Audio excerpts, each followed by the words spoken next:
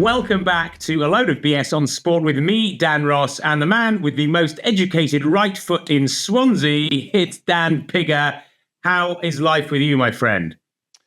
I'm very well. I'm not quite sure if that's a compliment. I'm not quite sure how to take that. Swansea's quite a small place, so I'm not sure that's a huge. But Lee Halfpenny came from Swansea as well, so I'm taking that as a pretty. I'll take it as a compliment, Daniel. I'm very well though. How about you? Yes, I'm very well. You know, I was thinking actually earlier today that I was thinking about other podcasts that I certainly enjoy. You know, often at the beginning, there's this sort of back and forth where the hosts sort of say, I've just returned from Paris or Milan or New York, where I've just been delivering this big keynote on the Save the Mountain Squirrel conference or whatever. And maybe, I think we got to up our game, because I think the last time we were talking about, return. All I've done is return from the school run, and you returned to eat chicken pie after training. I think we've got to raise the profile a bit here. Well, if it makes it, I mean, I'm sure a lot of listeners will resonate with what I'm about to say. I flew back from London. I actually left London, and it was 20 degrees on Sunday afternoon. And I've got back we flew back into Nice via a 2-hour delay on the plane with a 7-year-old and a 2-year-old. And it hasn't stopped raining in the south of France since. Honestly, I've left beautiful London sunshine on Sunday afternoon, and it has not stopped raining since I've got back. So, but anyone can resonate. I'm sure you are, Daniel, as well. What it's like with kids traveling and on a plane. When the pilot came over on the tunnel and said, "We've got an hour and a half delay while we're on the plane," it was just your heart just sinks, doesn't it? I know, just checking the iPad for sufficient battery to see you through the upcoming flight. I think, to be fair, we flew British Airways, and I think when there's a delay, British Airways bring out the top snacks. We had McVitie's digestive biscuits, chocolate biscuits. So I think if we're on time, you get the standard stuff. If there's a delay and people can see that you're stressing, you get the top-notch snacks. Yeah, the glamour life, exactly. Anyway, should we move on more to the topic of the day rather than our plain eating snacks? We shall. We've got a brilliant guest on today, haven't we? Why don't you tell the listeners a little bit about who we've got on and introduce her? I shall. Actually, I'm sort of talking of like reaching elite levels of speaking engagements and other such things. I was going to say that today's guest is not quite the self-proclaimed special one, although I was thinking maybe we should get that original special one on the podcast. This guy, I think, is actually rather modest about his extremely stellar achievements. I think, it's fair to say he's arguably the greatest fast bowler of all time, the third highest test wicket taker in history, 704 of them. I think, Dan, we are working our way through a generation of great English cricketers on this podcast. And by the way, this is a guy, if you hadn't thought of this, who started his career when you were basically still in short trousers, and you may well retire before he does. It is Jimmy Anderson. If it wasn't obvious who I was talking about, I think it is a privilege again for us to have a chance to talk to Jimmy, isn't it? It is indeed. And you know what I was looking at? I mean, I'm very new to the social media age, and I realized that I was looking today. He's got 1.1 million followers on Instagram, and I was thinking that's mightily impressive. And then I was just sort of scrolling through a couple of like your Indian cricketers, and Virat Kohli has got 270 million followers. So I was thinking that's the next stage. But I mean, 1 million from Jimmy is a pretty good going. And I tell you what, Daniel, I have got all my friends who are cricketers, I've mentioned a few times on previous pods, all my achievements in rugby, they are more jealous about me sitting in my kitchen tonight talking to Jimmy Anderson on the pod. Yeah, no, likewise. I was WhatsApping with a few mates saying, who were actually complimenting us, saying like, great stuff on the pod. I say, you're never going to guess who we're talking to today. So, it's really exciting. So I think with that, Dan, we should bring the man in. Let's have a chat to the GOAT, Jimmy Anderson. Welcome to you, Jimmy Anderson. How are you doing? Good, thank you. Thanks for having me. Great pleasure. Now, Alistair Cook said to us a few weeks ago that one of his abiding fond memories of playing for England was hanging out in his boxer shorts with you and Graham Swan in hotel bedrooms around the world reviewing a day's play. So I wanted to ask you first up, what are you going to miss the most as the first full summer approaches without international cricket? Well, not Alistair Cook in his boxer shorts, I don't think. Yeah, I mean, I think that's probably the biggest thing that you do miss when you go on tour and you spend so much time together and you become quite close. You get good, really close relationships. So myself, Alistair Cook, Graham Swan, really close. And I guess that's the thing that obviously it's an amazing thing to experience because you get to play the sport that you love, doing it at the highest level, and you get to make some great friends along the way. So I think that's probably the thing, that I'll miss the most. I wondered whether continuing with Lancashire is the sort of vape experience to the England nicotine or what? Yeah, maybe. It's a very different sort of look, though, to the squad. There's a lot of young lads in that group, so I'm sure I'll feel like a father figure in that squad, or a grandfather figure even to a lot of them. But yeah, I think it's exciting for me because I still feel like I can do a good job playing cricket. Still really enjoy playing the game. My body's holding up, so I can enough so I can still enjoy it. And I'm just excited to. It's probably my first full county season for about 20 years, so really looking forward to it. Jimmy, do you still feel like you're good enough at England level in terms of you're obviously still striving to sort of play cricket at county level? Do you still feel like you've got enough in you to play international cricket? Yeah, I do. Yeah, I think I've spent years trying to make sure that I look after my body so it can go on for as long as possible. My skills are still there. My speeds aren't dropping. So I feel like you speak to a lot of people about, your eyes start going or you're not as quick as you used to be. But I just feel like that's not happened to me yet. So, I still feel like I could play, for England, but obviously, I'll never know that. Is that basically the gist of it? Others feel different, or there's a different route to go down, and I suppose, how did that sit with you in terms of, I'd imagine, probably not knowing you personally, but knowing a lot from what I've watched about you, I wouldn't imagine that would have sat overly well with you in terms of, you still feel like you could do a job. Absolutely. Yeah, I mean, to be honest, it's not even feeling like I could do a job. You play sport, you try and be as good as you can be as an individual. You try and break into certain teams as you go along your career, and then I got to a point where I feel like I was a match winner, and I wanted to put myself into a position where I could win games of cricket for the team, and I feel like I've done that a reasonable amount through my international career. And I think, again, once that stopped, once that feeling probably disappeared, I'd have thought, right, now it's time to sort of hang up the boots. But that's never sort of dawned on me. I've never woken up thinking that's not the case. So yeah, I mean, it's frustrating to an extent. I do understand also that the things have got to move on at some point. Got a huge year of Test cricket ahead with India in England, and then the Ashes away in Australia. So trying to get to have a look at other people is important for that group. But yeah, I mean, as I said, when you've committed yourself to your craft for so long and trying to make sure you look after yourself, in my head, sort of before they even said that I was going to, they want me to retire. I was thinking to the Ashes, how do I make sure I'm fit enough, strong enough, quick enough, all those sorts of things, playing well enough to compete in that or push for a place in that squad. And so yeah, from that point of view, it's frustrating that it sort of gets taken out of your hands. It may not be that long. It only lasted about 3 months last time before you had yourself and Stuart Broad had the call back in, and after working slots off and things like that. So it's not definite and things like that. How is your relationship with the selectors? Is that door firmly closed, or is there still, is it slightly ajar for anything, or have you made that decision now? And how is your relationship with the guys like you had the conversations with? Yeah, well, I've been coaching with the team for the last sort of 6 to 9 months. So my relationship's fine with them. Like I as I said, they're there to do a job. They've got a certain role. They've got to make big decisions, tough decisions. and that's the way the sort of route they went down.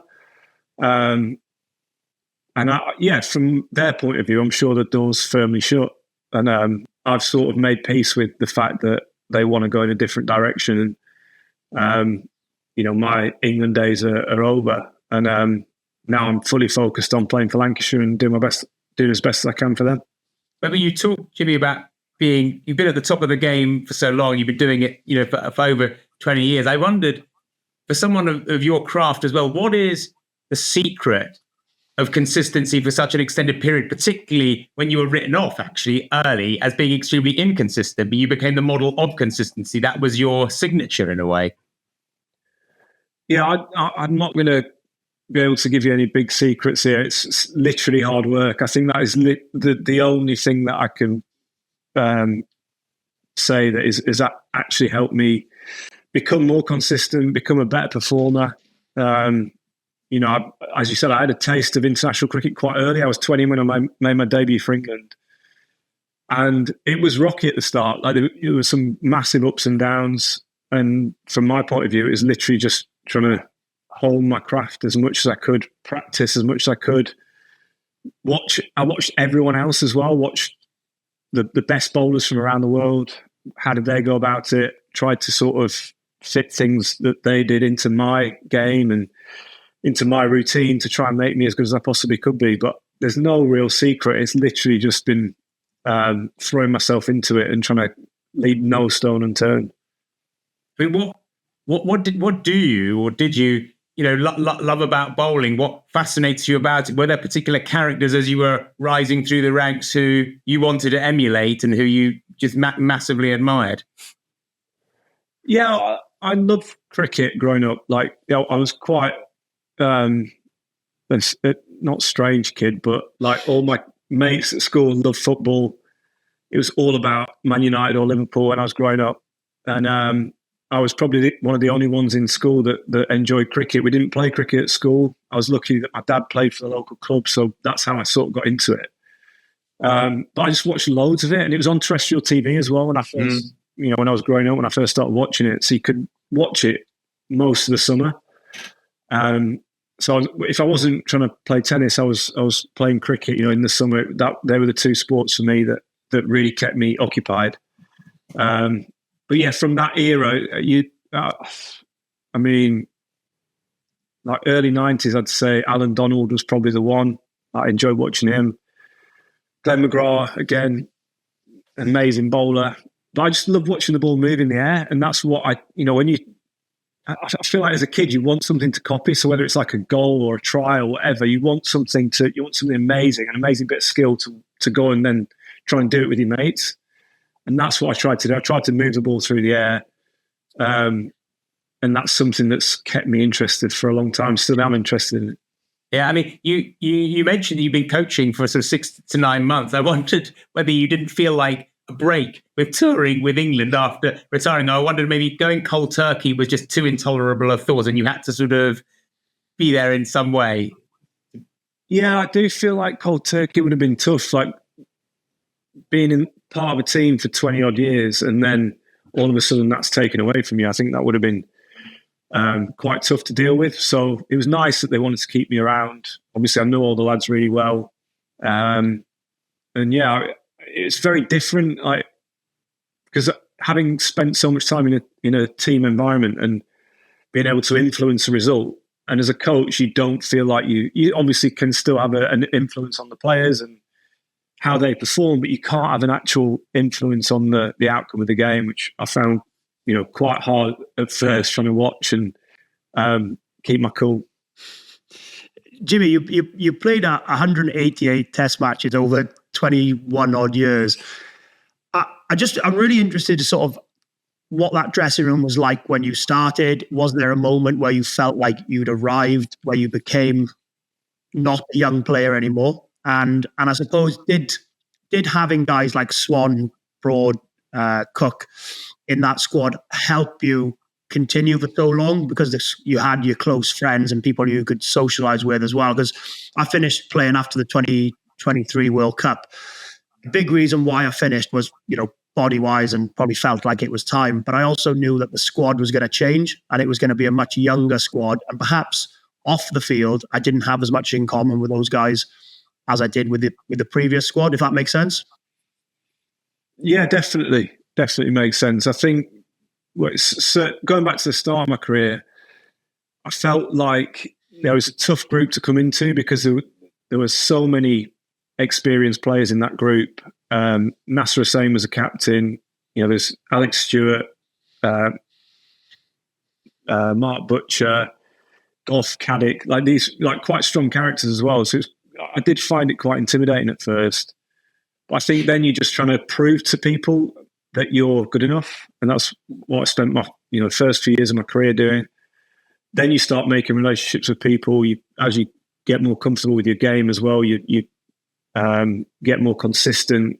You feel like you're actually a part of it. You feel like you're, one of the first names on the team sheet. That makes a massive difference. And now it's definitely different now. I think about this Lancashire squad that I'm going into this summer, and it's just a different role. Like obviously your role evolves throughout the years naturally, and I think again it's evolved again into this where we've got lads ranging from 16 to 24 who are trying to make their way in the game.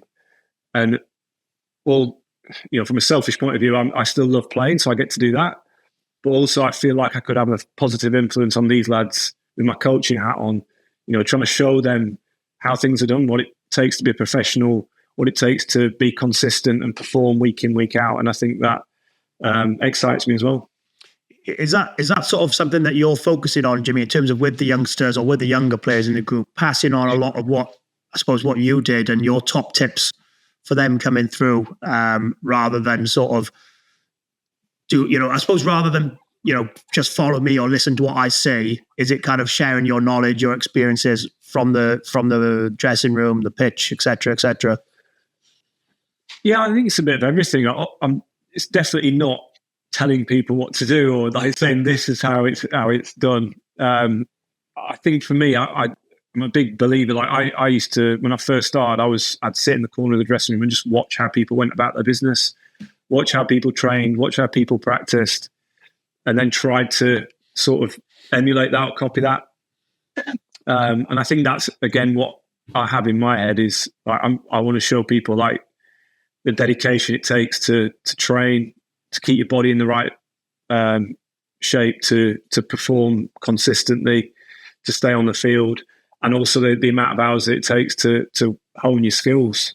And then, I'd love to be able to share bits with people, but I'm not going to force myself on anyone. But obviously, throughout an English summer, you spend so much time together that, whether it's over a beer or a dinner or whatever, then I'll pass on some information there. Jimmy, you mentioned at the start of your playing career, you had guys who I suppose you wanted to emulate, like Alan Donald and McGrath and those guys. Is there anyone as a coach at the start of your coaching career that has had a big influence on you in terms of helping you? Whether it could be, it could be cricket, it could be another sport which you're interested in or anything. Has there been anyone from a coaching side which has really helped you or someone you want to emulate? I've not really thought about that, to be honest, because coaching wasn't really on my radar till about 12 months ago. So it's not really something I've given that much thought to. But I certainly, the more I've spent doing it, I feel like I'd love to. Same as when you start out being a player, and obviously you can't just copy someone and be that person or a different version of one player. You've almost got to take bits from loads of different players, loads of different areas, and then sort of be yourself from that. I think the same in coaching. Like you just got to be yourself. But you obviously, I'll try and take bits that I think would work for me from various coaches that I've worked with. Peter Moores was a massive one. Worked with him at Lancashire and England. Andy Flower, another, and even Brendan McCullum now, like watching the way they go about it, all very different coaches, but I feel like there's bits that I could bring to whatever I turn out as a coach. As a player, flipping this a little bit, Jimmy, in terms of you being the coach now, when you were a player, what sort of, I suppose, as a captain and as a coach when you were a player, who got the best out of you, or who made you a better bowler, better player, better person in that changing room? Oh, it's a good question. I mean, there's, again, it probably varies from what sort of age I was and what sort of player I was. Like when I first started, Nasser Hussain was captain, and he probably had the biggest influence on me at that age because, like I said, I was just watching and seeing how people went about their business, seeing what's required of you. And he was so, like, a lot of people hated him at the time. A lot of the senior players didn't like him because he was so regimented, so, like, quite aggressive and stern, would just say what he felt. And I loved that. I was going to say, it suits you. It sounds like it suits you perfectly. Yeah. Yeah, exactly. Like, I just knew where I stood with him. And I think that's great because there's obviously so much doubt around when you first come into the team, am I playing them or not? But when you've got a straight talking captain or coach, I think that makes a massive difference. It just sort of settles those nerves, and you know exactly where you stand. Whereas, you know, you can often find yourself reading too much into, the coach is making me bat late in the net, so does that mean I'm not playing this week? Or, you know, so many things you can read into and waste time, waste energy on. So I think you know, for me, that's something that I'd like to make sure if I ever do become a head coach, even is just making sure guys know where they stand. All these posh softy public school captains are no good. The stern straight talkers like Nat. Mentioning no name. I want to just go back to bowling a bit, actually, because we've interviewed actually a few batsmen, obviously, and Swanee as a bowler as well. But like in batting, bowling partnerships are critical for team success. And, you know, obviously as partnerships, you play different roles in an attack and you support each other. And I think your partnership with Stuart Broad is very well documented. And I kind of imagine you probably say that, say, trust and natural chemistry are key. But I wonder, try and unpack for us a bit more what makes a great partnership and how does it function at its very best? Yeah, well, it's very different to a batting partnership, but I do think it gets overlooked as well quite a lot. But it's just as important, if not more important, because you need 20 wickets to win a game. And obviously the quicker you can get out, the better. So you're generally working as a pack, so there's four of you. And then it's whatever partnership works at that moment in time. Like I actually, weirdly, my favourite person to bowl with was Swanee, because he was, being a spinner, he got through his overs quickly. He generally didn't go for many runs, so he's creating pressure. And that meant that I'd get into a rhythm at the other end, not too much breaking between overs, and you just sort of get into a really good rhythm together. And the Stuart Broad one, I think that sort of developed in the last half of our careers, where, you know, we were in competition at the start of our careers. And then as we got to know each other a bit better, we knew each other's game. And I think that's the thing that really helped. Like, if I was having a bad day, he'd know exactly what to say to me to try and snap me out of it or help me get to find some rhythm or form.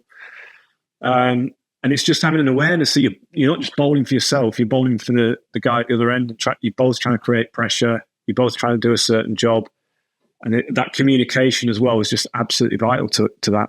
Yeah. I wonder why it always occurs to me that gamesmanship in bowling is often associated with spinners. Swanee talks about that a lot. Shane Warne is obviously recognised as the ultimate gamesman. But I wondered how much of fast bowling can ever be put down to mind games with the batsman. Did you bring that into your game? Kind of. So I used to get really bad, like, red mist when I was first starting out, and if I wasn't bowling well, I'd just start swearing at everyone. So I'd swear at the batter at the other end. I'd swear at the fielders if they misfielded or dropped a catch. You know, I'd just get really angry. And again, like, working at my game, I worked with a psychologist to try and spin that into my favour. So anytime I felt like I was getting into that position, I'd use it to my advantage and try and pick a fight with a batter, but knowing that that's going to sort of spark me into gear with my bowling, if that makes sense. Yeah. So yeah, I sometimes I'll pick a fight with someone. There's certain batters that you just leave alone completely, because you know if you get into a verbal battle with them, they just dig in deeper and are harder to get out. But there were certain batters that you try and just getting the head, not always swearing at them or just shouting random stuff. It's actually trying to put them off the game or out of their rhythm and disturb them any way you could. Just bring that to life. I mean, give us some examples of batsmen who were the digger inners and those who are easier to goad.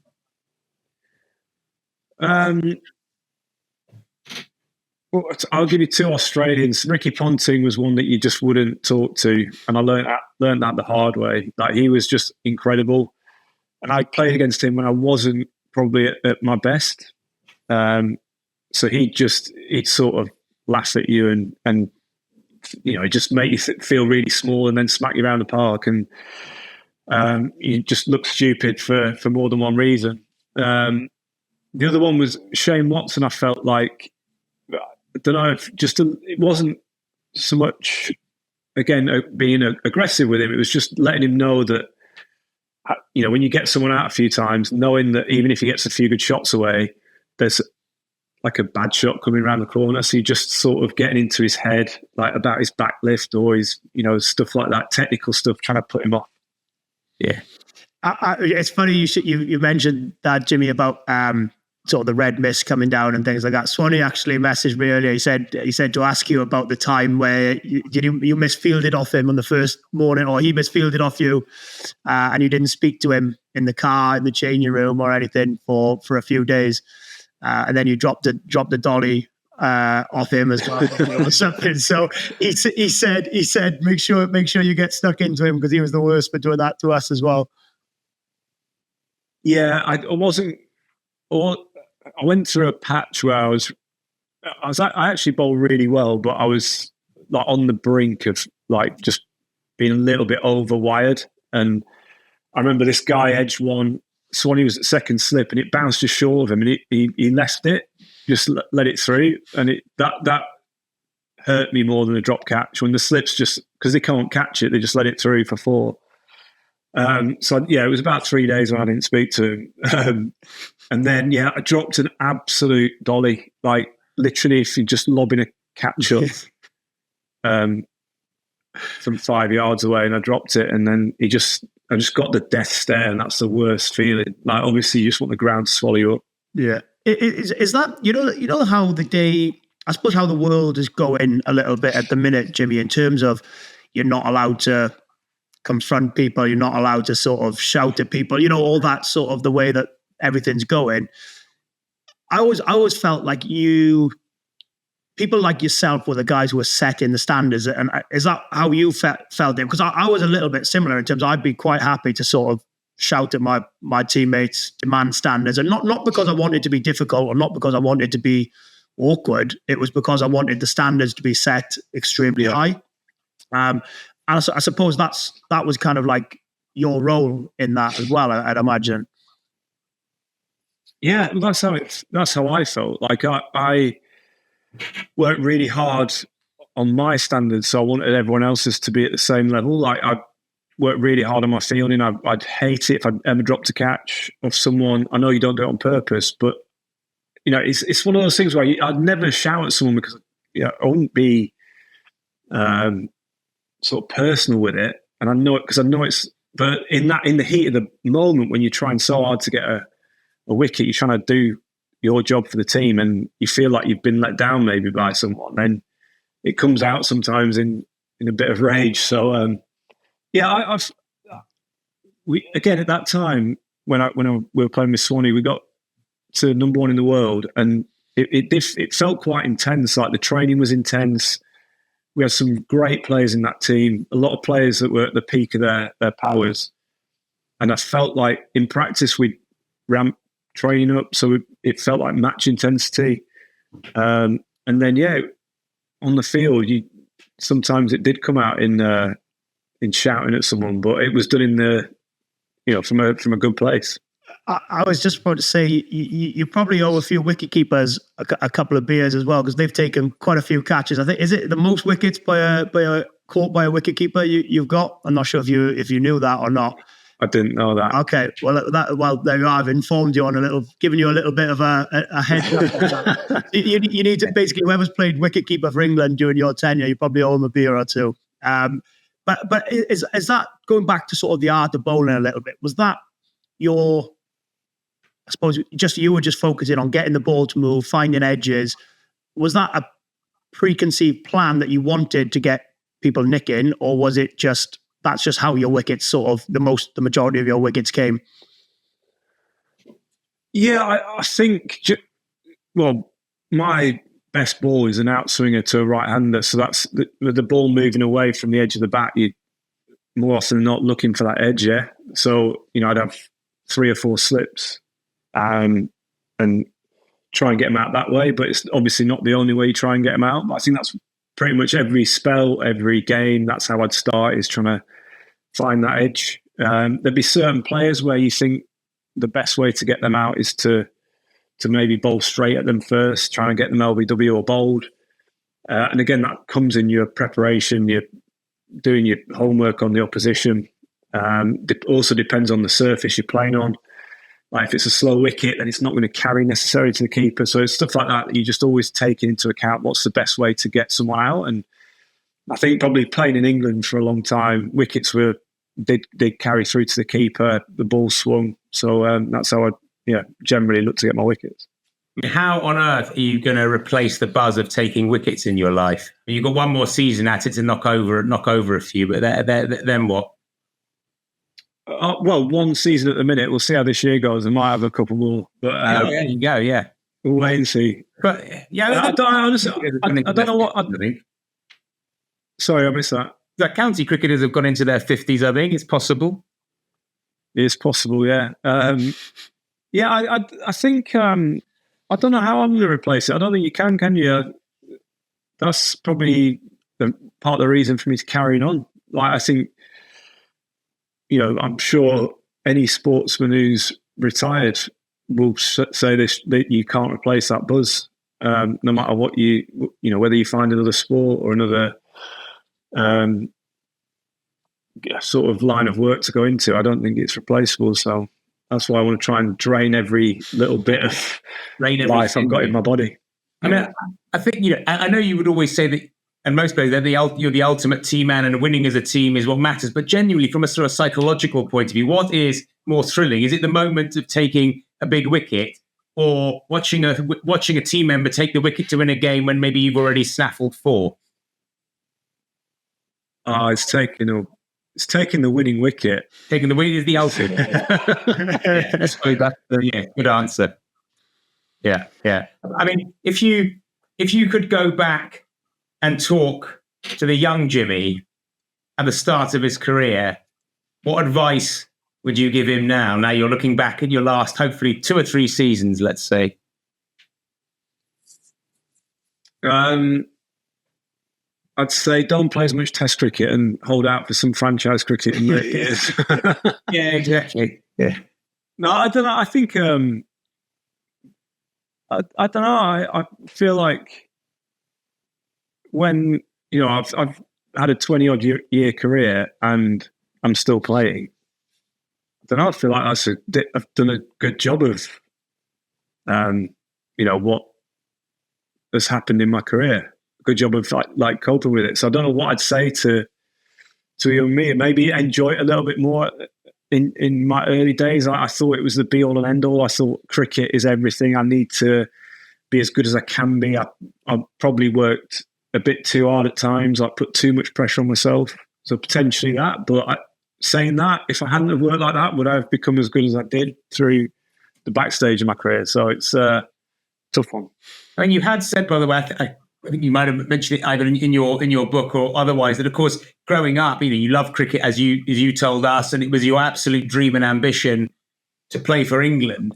And of course, you walked into what was, I suppose, felt like an intimidating dressing room. But were those early days or those sort of first moments as thrilling as you had hoped, or was the sort of the stress and the pressure so much that you couldn't really start enjoying it until you sort of felt more established? No, I loved it. That first period. So I played one-day cricket in Australia. That was my first sort of experience of international cricket. Made my debut at the MCG, which is like an incredible stadium. And I remember telling myself at that point, like I'd come in England had like 15 injuries, 15 bowlers gone down, and I was like the last resort sort of thing. So I just thought, I'm just going to enjoy it while I can. Like, this might last for 3 months, might last for 2 games or whatever. So I'm just going to enjoy it while I get the opportunity to do it, because it was a dream to play for England. So I think that was a really good approach to have, because, you know, I think sometimes when you get build up to something, you can make too much of it or think too much about it and not enjoy it as much. But I loved every minute of it. Even getting abused by the Australian crowd and stuff like that was just, looking back, I loved it.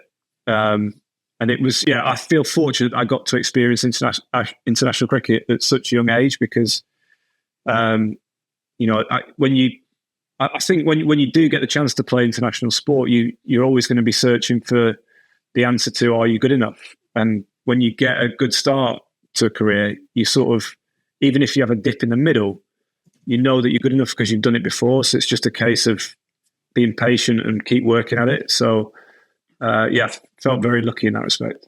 Jimmy, I'm not sure if you may agree or disagree with what I'm about to say, but I felt like throughout my career, I broke it down into sort of 3 stages. A little bit like what you just said, where you're young, you've almost got no fear. You're just going out to enjoy, basically living the dream, playing professional sport for your country, for your club, your county, whatever it is. And it's almost like there's no fear, there's no pressure. You're just going to go and enjoy it. And then, like you just said, that middle stage for me, once you've established yourself, once you've got a bit of a reputation and you've got something to lose, I kind of felt like that was the moment for me where that was almost the most pressure, and the most pressure I put on myself. And then you get to, I suppose, the end of your career, or the latter stages, and you've built up enough credit in the bank. You know how to deal with situations. You can start enjoying things a little bit more on and off the field. And you're almost at the stage again where there's no fear and there's no pressure again. Is that fair assumption of your career as well? Or is that just me talking a load of rubbish? No, I think you're spot on. I have to agree with that. I think that middle period, so like when I was probably 24, 25, you know, injuries started creeping in, you know, dips in form, stuff like that, other players coming through, and you're like, the doubts start creeping in, as you said, pressure. Every time you get to play, you're thinking, is this my last chance? If I don't do well here, is this going to be it? It took so I reckon a few years there until I was probably 28, 29, that's when I felt really like probably in my peak, knew exactly what I was doing when I was out on the field, knew how to prepare, knew how to deal with the outside noise and stuff like that. So I think definitely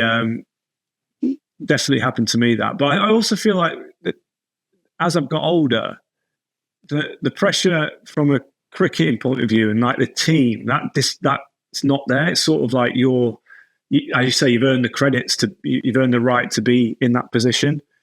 But then I just feel like the noise from the outside, the media noise starts in a different way. It's like, is he too old? Is this going to be his last series? You know, and then I found that not difficult to deal with, but just something else to deal with. And it's frustrated me a little bit because, and even now, like people, when I'm 42 and I'll be 43 in the summer when I'm playing for Lancashire, and people say, you're a bit old to be playing. I'm like, there's no like rule around stuff like that when you should retire.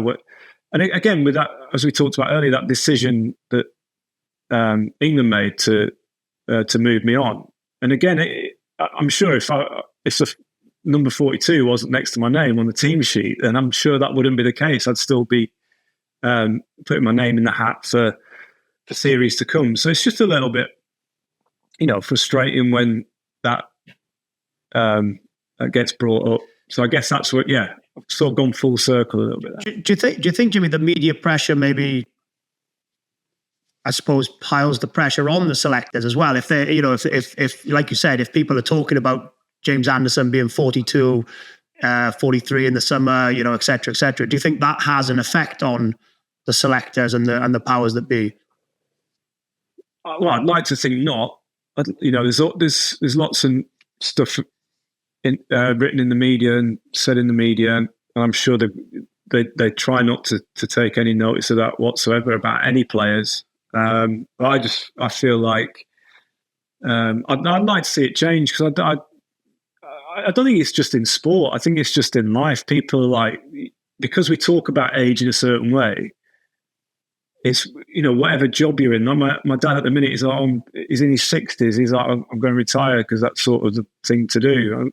But it's not necessarily, it's how you feel, and if your body can cope with it. If you don't have to start slowing down just because your age is saying, or people are saying that's the thing to do with your age. I find it strange, like in sport as well. Sorry, I'm just on a rant here. I don't know. No, carry on. We're in sport, when you get a young kid coming through, they're like, "Oh my God, look, this lad's 17. This is amazing. Get him in." Like, yeah. And then there's not the same sort of hype around. Like, I feel like there should be hype around people who are playing to, like, Tom Brady played till he was 45. You see LeBron playing into his 40s. Like this, you can do it at a high level. The sort of development in sports science and the knowledge around recovery and how to prepare your body for sport, I think, it's just massively changed. And it's the sort of thing. I just hope that, I'm not saying this. I'm sort of saying it, I think, because I just want people who are playing any sport to not think that once they get to a certain age that they've got to start slowing down or expect form to dip or whatever. You can play for as long as you want, and I think it's an amazing thing to be able to do. Play sport professionally. I think it's like the best thing you can do, and you should be allowed to do it for as long as you want. I can guarantee one thing, Jimmy. I'm not going to be playing rugby till I'm 42. That is absolutely that's different. That's different. I can see the headline. Throw a ball around. Yeah, fair enough. I can see the headline now. Sort of LeBron James, Tom Brady, James Anderson, Dan Bigger still playing at 42. I'm not quite sure that's going to be the case. You said about age and your body, and you said how well you've looked after yourself. Just maybe give us a bit of an insight to how difficult it is on the body, physically and mentally, when, for argument's sake, let's say you've got a team of 600 for 4 on an absolute road of a wicket in the UAE or something like that, and there's no end in sight, in a sense. From a rugby or football point of view, right, okay, it's 80 minutes, 90 minutes, you're off the pitch. You could be there for 2, 3, 4, 5 more hours, and they could just pile on the runs. Just how difficult and soul destroying is that, and physically demanding? Yeah, it's tough. It can be tough. Like I remember, someone sent it me the other day. Stuart Broad sent me a text the other day. It's 10 years. It was 10 years to the day where Australia were 350 for 1 at the end of day 1 of an Ashes test at Lords. And in the car on day 2, going to the ground, was myself, Stuart Broad, Joel Root, and Mark Wood. And our bodies were in such pain, and also mentally we were shot because they were doing so well that we did 4 laps of Regent's Park in the car because we didn't want to go to the ground. Just listening to James Bay on the radio or something. So yeah, it can be really, really tough. But I think that's what I love about Test cricket, because it's over 5 days. 6-7 hours a day. I feel like it really sorts the sort of men from the great players from the exactly. It sorts the great players from the decent players, because you have to keep coming back. You can't. There's no hiding place. You've got to turn up, whether your body's hurting, whether you are bowling badly, whether you've not scored any runs. You've got to turn up the next day and do your job for the team. And it's called really great. Yeah, it's a great thing. I wondered, obviously, the life of a cricketer has endless ups and downs, even though you've been so incredibly successful. Of course, they've had moments of frustration, but on a personal level, what were your sort of routines or techniques for getting over difficult spells? Let's say you're on the subcontinent and you're underperforming or it's not going your way. what was your approach when everything starts to feel a bit overwhelming? How do you cope? Well, yeah, again, it's tough, but I found as I got older, again, working with sports psychologists and finding methods and routines to deal with that, I think was the biggest help to me. My biggest thing that I used throughout my career, whether you're going through a good spell or a bad spell, would be focusing on the next ball. Like there's only one thing you can control as a bowler, and that is the next ball. Like whether you get a wicket, whether you get hit for six, the ball before it's gone, and like you've just got to try and focus on the next ball. And the same, if you've had a bad day, in general, you come back the next day and try and have a better one. And that's, again, I feel like that's, although it can be hard dealing with bad days and bad spells, playing poorly, I think the fact that as a bowler you get another chance. Like as a batter, you don't get it. If you play a bad shot, you're out, and that's it. As a bowler, you get that second opportunity, third opportunity. You keep going back and keep trying to deliver.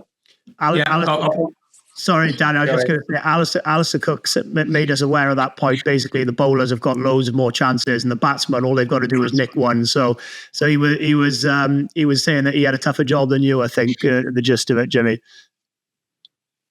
Well, I mean, maybe. No, he was only. I think he knew that we potentially would be speaking to you. So I think he was just. I was both ways, right? Because actually, like if you're a young bowler and you're in a torrid spell and you're getting smashed around, there's no you could be taken out of the attack, but sometimes if you're in a bad run of form as a batter, you just want to escape and be in the dressing room where no one can see you. Or sometimes a bowler, I imagine it can be very exposing very quickly. Yeah, but you just got to find ways of, like, I always thought, I love fielding, so I always thought if I'm bowling badly, then I'll try and do something magical in the field and try and help the team that way. I wanted to ask you about your red mist, talking about, coming back and being focused, because was there a sort of a turning point where you were very sort of proactive about being calmer, being more reflective, having greater perspective? Did you seek support for that, or was it just a function of maturity, like we all get older and get a little calmer? No, I was definitely seeking help, because now I've not got the help now, and I'm getting red mist, like just walking around the house and seeing dirt everywhere. So so when I was like probably 29, 30, we worked with this sports psychologist who suggested to me about using hypnotherapy. So I went through a period of probably 2 or 3 years of using hypnotherapy to sort of mainly feel calmer, make sure I almost notice the red mist coming before it arrives and being able to do something about it. I think that helped me massively. Like my performances around that time, went through the roof, and I was probably the best I've played during my career, consistently, taking wickets quite on a regular basis for England, and the team doing well as well. So I feel like that helped massively. A bit of a random one. Like, I know that it's not everyone's thing, but that's what I found helped. What did that sort of consist of, Jimmy, if you don't mind sharing, into a bit more of the detail of that? Yeah, so it wasn't like he was like waving a one of those pocket watches in front of my face. It was just trying to, so that the night before each game, I'd visualize the next day. So I try and go through quite a lot of scenarios in my head. So picturing who I'd bowl against, I'd picture getting hit for 4, taking wickets and stuff like that. So not just positive stuff, but negative as well. Just so that once I got into the game, I'd almost been there already. So I wasn't surprised by anything. So along with that, he'd sort of give me like a CD. This is how long ago it was. Give me a CD to listen to the night before. And I'd just sort of drift off to sleep, like listening to his voice and him just like sort of positive reinforcement sorts of things and key points that I want to remember throughout the day. And about whether it's so I was a massive feel player. So I as a bowler, I liked feeling the feel of the ball coming out of my hand, the where the seam position was and stuff like that, without getting too technical. So he'd just reinforce those sorts of feelings as I'm drifting off to sleep. It's funny. I mean, maybe I should have tried that, because I felt like I felt like in a similar sense, I was quite similar to your character and personality.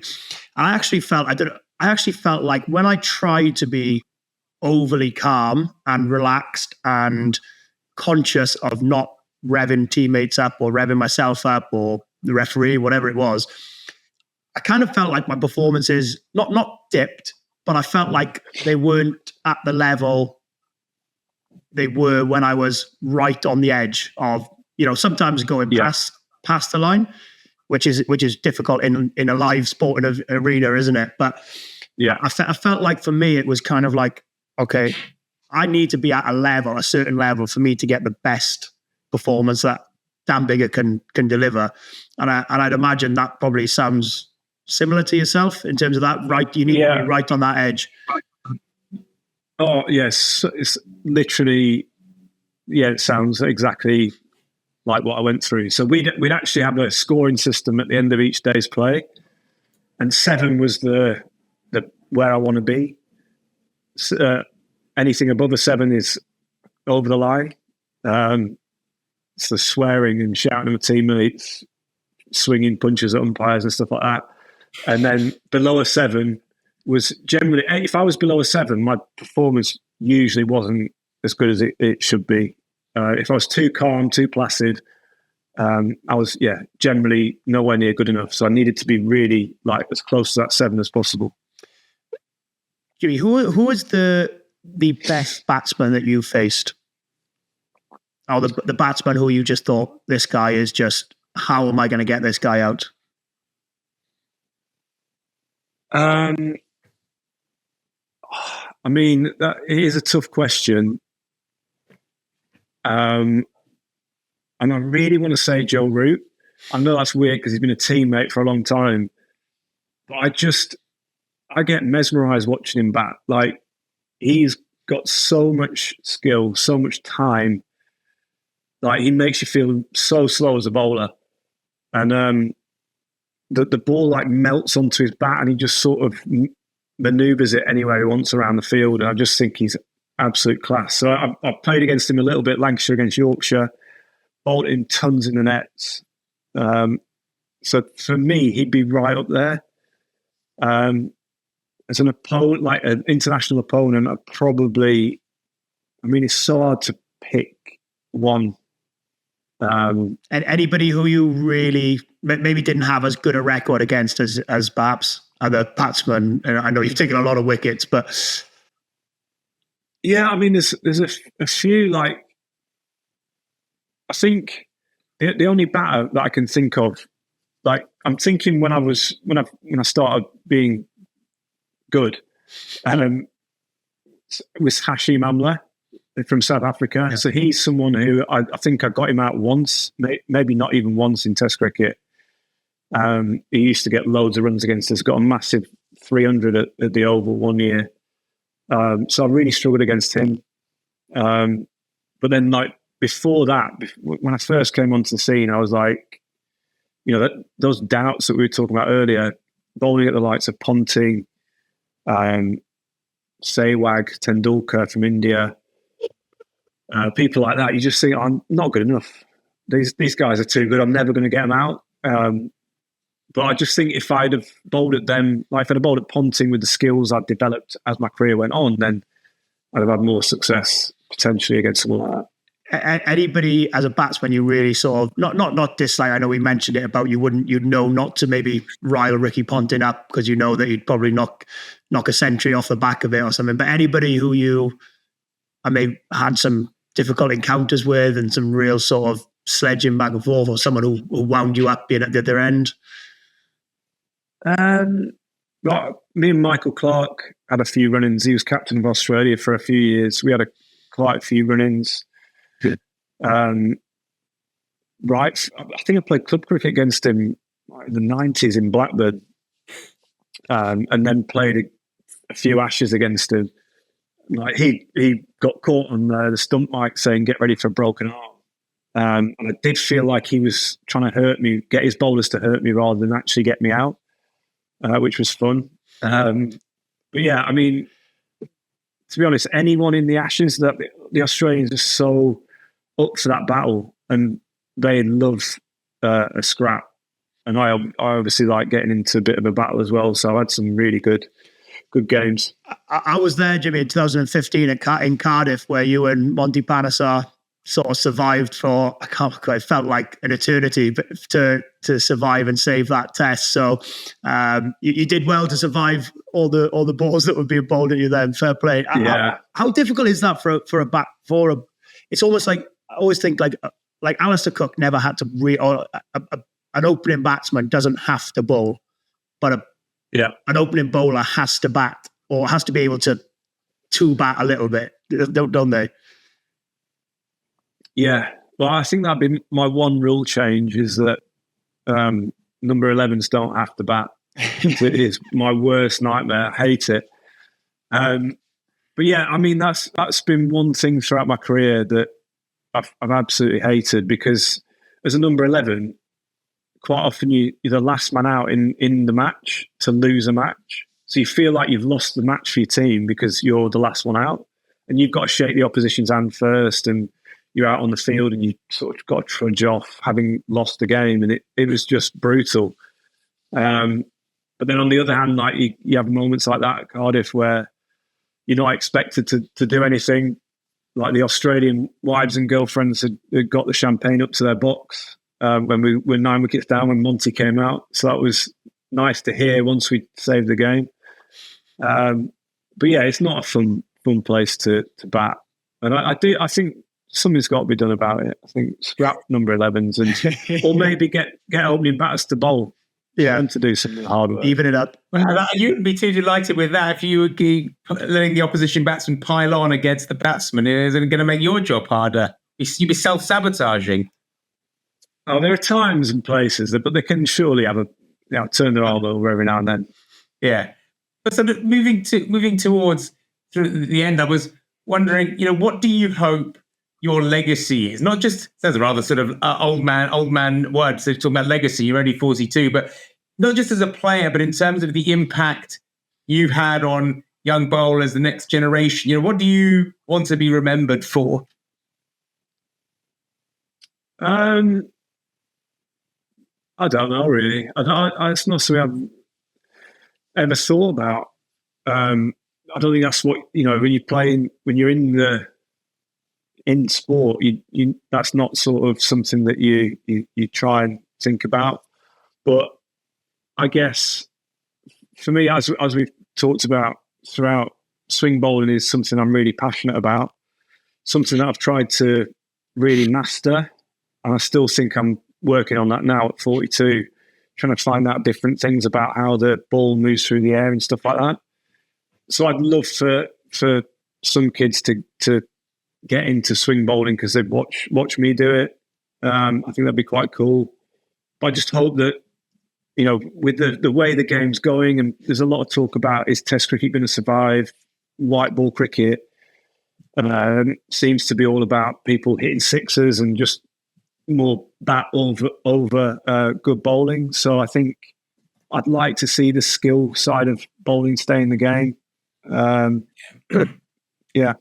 What does success look like for you? What does it mean to you, rather? What does success mean to you? Waking up in the morning is basic. Yeah. It's the first box tick, okay? Yeah.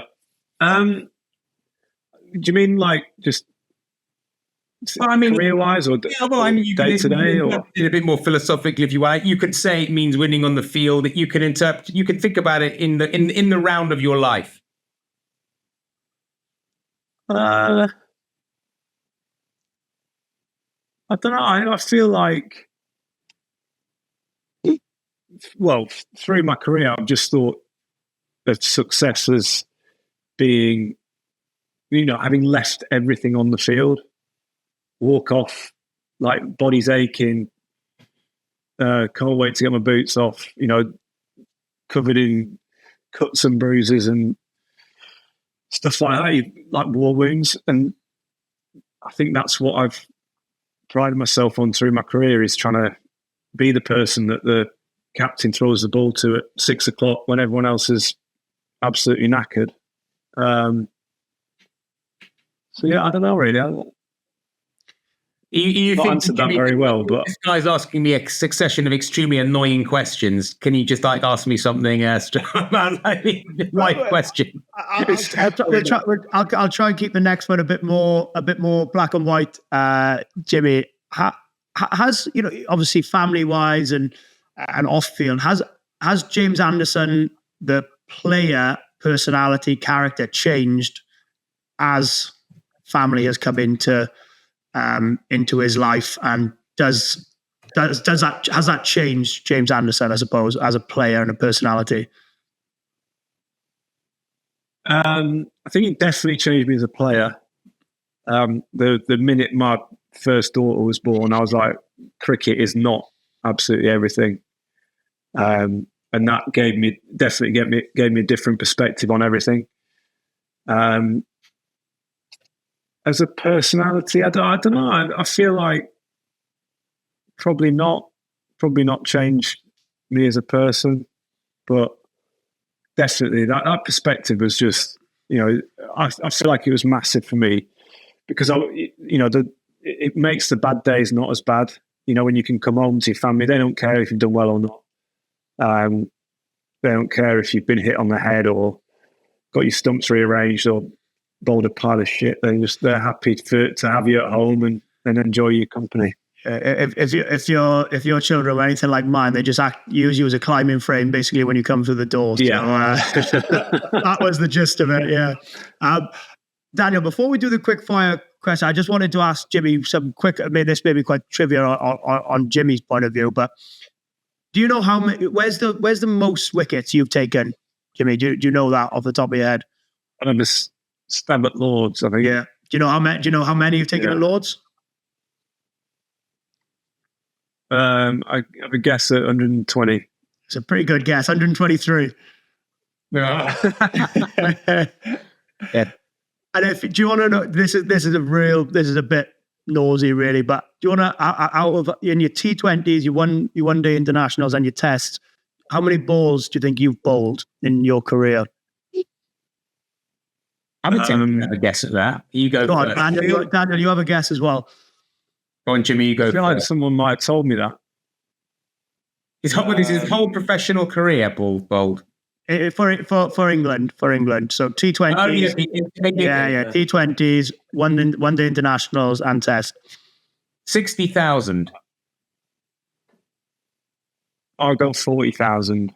Well, you slap bang in the middle. 50,000 and 43.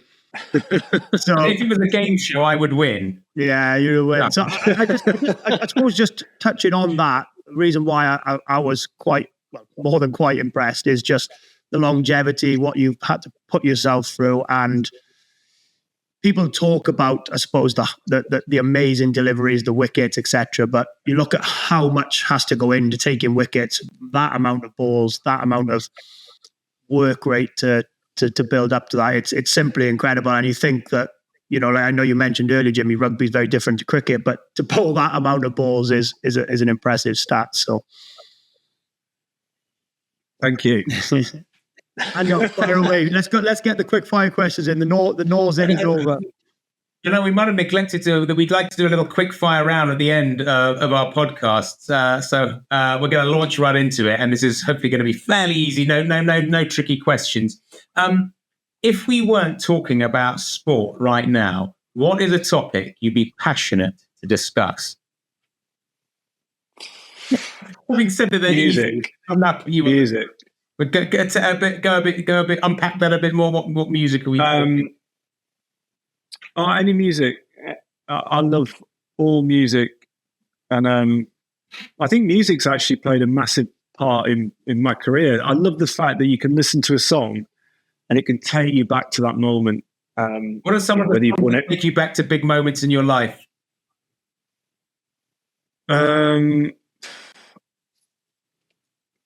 I'm not going to remember off the top of my head. There's quite a lot that I wouldn't know what they're called or who they're by, but I know, like, if I hear it, I think there's one by Duke Dumont, who I'm not a huge fan of, but I know this one song, and it takes me straight back to Antigua in like 2015 for some reason. Nice.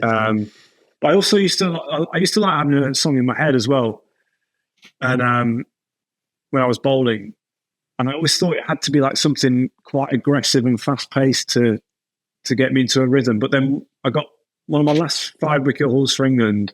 I had in my head playing was Wichita Lineman by Glenn Campbell, which is obviously not fast paced. Jimmy, I'm sure you've been to quite a lot of sporting events throughout your career, but if there's one that you haven't been to and you would love to go to, whether it be a Super Bowl, Monaco F1, whatever it is, which one would it be? The Masters. It's quite a popular choice, that, isn't it? Is it?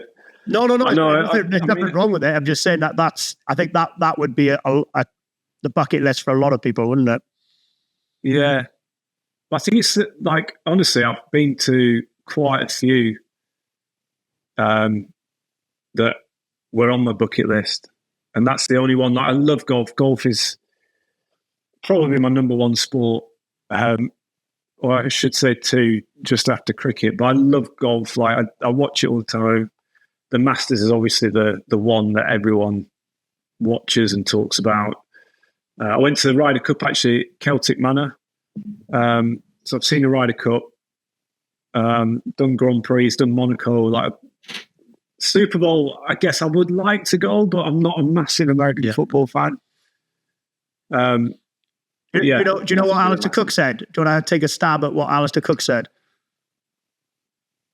God, I'm trying to think. I don't know. Was it? It's not one that it's not really like a traditional one. I suppose is a bit out there. It wasn't Crufts. Was it? It wasn't. Was it? Was there a cheese rolling thing? No. I'm trying to think what he likes. What was it? Was it the NASCAR? Wasn't it? I think. I think you're right. It was something racing. Yeah. Oh, there we are. Okay, I'll give you an easier one, a sporting one as well. 3 athletes across any sports, dead or alive, who you admire and love to watch or would love to watch.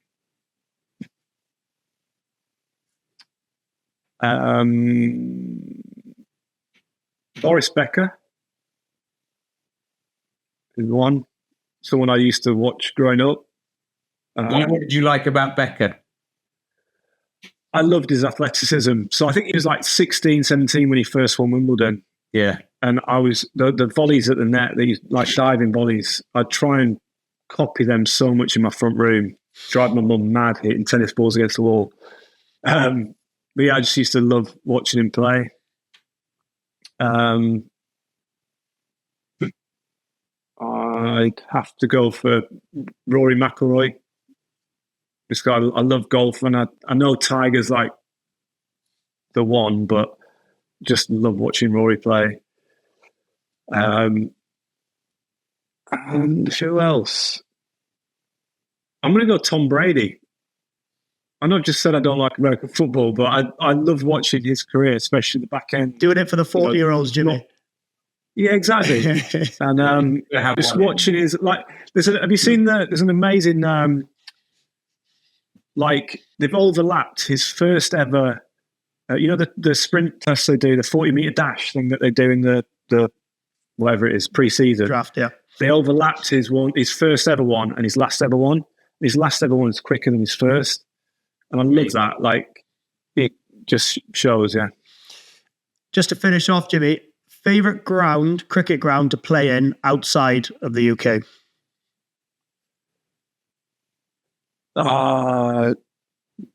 It's a toss-up between Cape Town and Adelaide.